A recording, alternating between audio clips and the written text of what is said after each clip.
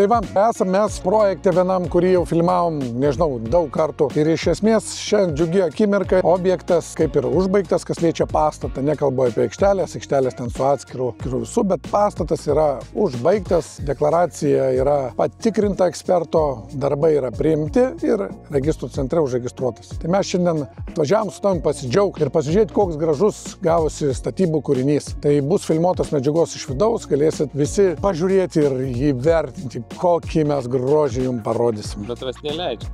Ne, neleidžia, va, bandau, bim. Aš jau viskas nebereikalingas esu, kai jau pabaigta viskas, bim.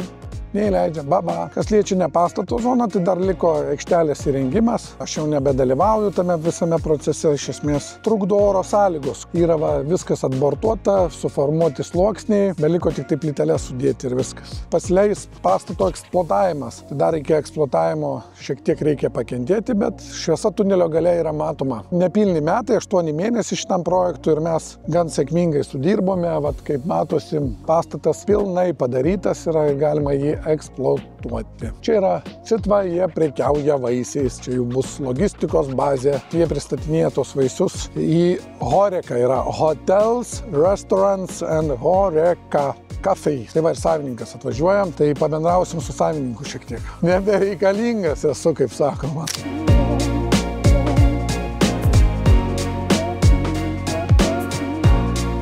Mes pasistatėm savo sandėlį, savo veiklą, mūsų veikla yra didmeninė vaisių daržovių prekyba. Visi norim pasistatyti nebrangiai, kokybiškai, greitai ir kad būtų viskas sklandžiai. Tai bandėm viską derinti, pigiai viskas nesigavo, kokybė patenkintas, iš tikrųjų viskas gerai. Vytenis atsirado nuo pačios idėjos atsiradimo, nes kadangi aš nestatybininkas, nieko neišmanau, man reikėjo žmogaus, kuris ir atstovautų mane, ir patartų, ir spręstų, ir parinktų rangovus, konkursuotų, spręstų medžiagiškumą. Tiesiog jisai buvo tos statybos vadas, pavadinkim. Darbas kartu ir kai mačiau, kai sprendžiasi reikalai, atsirado ir pasitikėjimas ir jeigu buvo kažkokių neaiškumų, užduodi klausimą, jisai turi vieną labai gerą bruožą, konkretumą. Tai buvo lengva su juo. Kas liečia charakterio bruožus, jisai labai gerai prisitaiko prie kliento, nes aš gal daugiau esu nedovanėlė ir tikrai neturiu jokių priekaištų, tai manau galima drąsiai būtų rekomenduoti.